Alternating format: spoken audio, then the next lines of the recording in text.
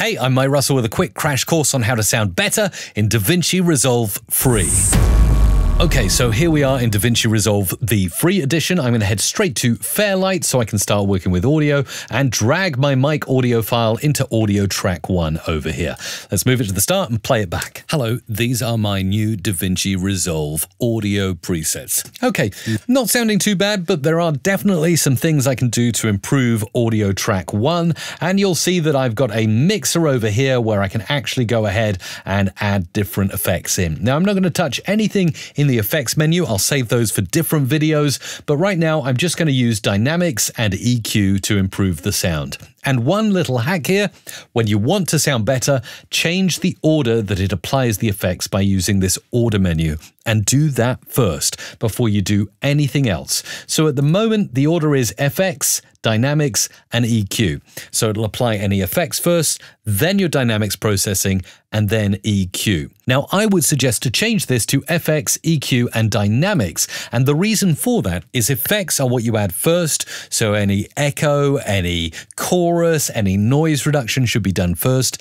Then you want to EQ, i.e. make your voice sound better. And then finally add dynamics to make sure your voice stays within a certain vocal range. So you don't want things getting too loud or too quiet. You want to apply that as the last effect. So let's start with EQ by double-clicking, and you'll see I've got this lovely EQ box. Now, the first thing I'm going to do to my audio here is go ahead and switch on band 1 so I can get a high-pass filter. Now, to dial this in, I'm going to start playing back and just turning this up so I hear it kick in. Hello, these are my new DaVinci Resolve audio presets. And at about 103, I can hear that it's not doing anything to my audio, but it is rolling off the low-end bass. So if there's any rumble, any airplane sounds, any street noises, this band 1 at 103 for me will cut that off. Next, I can go ahead and do a little boost. Usually it's nice to boost around the 150 to 200 mark, so I'll boost that up a bit. Hello, these are my new DaVinci. And I'm definitely hearing a little bit of bass in my ears, which is good. The next thing you'll want to do is go ahead and add on some high end. You just grab 0.5 and add some high end. This is where you'll start to sound really crisp and clear. DaVinci Resolve audio presets. Okay, so just take a listen to the difference. This is before. Hello, these are my new DaVinci Resolve audio presets. Now, we can go ahead and do other notches with points 3 and 4 if we like. I can pull this right up to the top, and under band 4, I'm going to tighten up the Q factor so that it's really, really tight, and I can notch it around. Hello, these are my new DaVinci Resolve audio presets. Hopefully you'll get a good idea from this. All right about there, I hear a sort of boxy, distorted sound, so I'll then go and inverse the gain here and pull that frequency out. Hello, these are my new DaVinci Resolve audio presets.